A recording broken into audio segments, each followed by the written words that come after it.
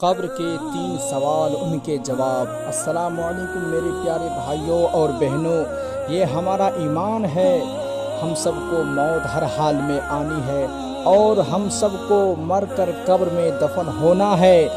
لیکن کیا آپ جانتے ہیں کہ جب قبر میں فرشتے سوال پوچھیں گے تو ہم کیا جواب دیں گے؟ کیا آپ قبر میں پوچھے جانے والے سوالوں کی تیاری کر رہے ہیں؟ قبر میں پوچھے جانے والے سوال صرف 3 ہے، لیکن ان کا جواب دینا ہر کسی کے لیے آسان نہیں ہوگا۔ یہ ہر انسان کے لیے سب سے مشکل امتحان ہے۔ ہمیں معلوم ہے کہ ہمیں مرنا ہے اور مرنے کے بعد قبر میں جانا ہے۔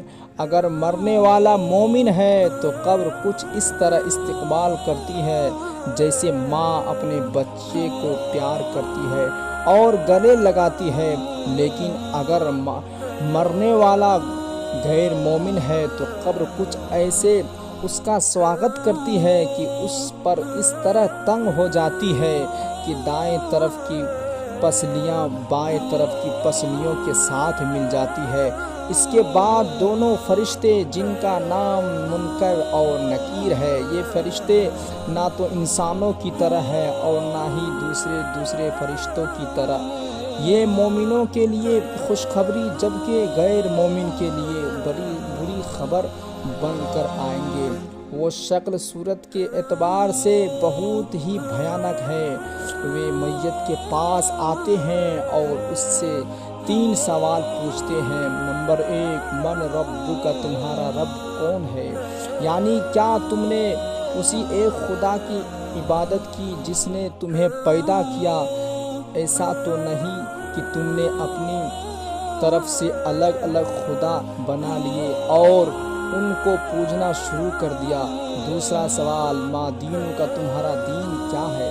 دین کا مطلب ہے زندگی گزارنے کا طریقہ۔ اس سوال میں پوچھا جائے گا کہ تم نے اس ایک خدا کے بھیجے ہوئے دین کو مانتے اور عمل کرتے تھے یا غیروں کے بنائے ہوئے دین اور طریقوں پر عمل کرتے رہے یہاں تک کہ تمہاری موت آ گئی۔ نمبر 3، ما کنت تقول فی ھذا الرجل، تم اس شخص کے بارے میں کیا کہتے ہو؟ پھر محمد صلی اللہ علیہ وسلم دکھائی دیں گے، نبی رسول اکرم کو دکھایا جائے گا اور پوچھا جائے گا کہ کیا ان کو جانتے ہو؟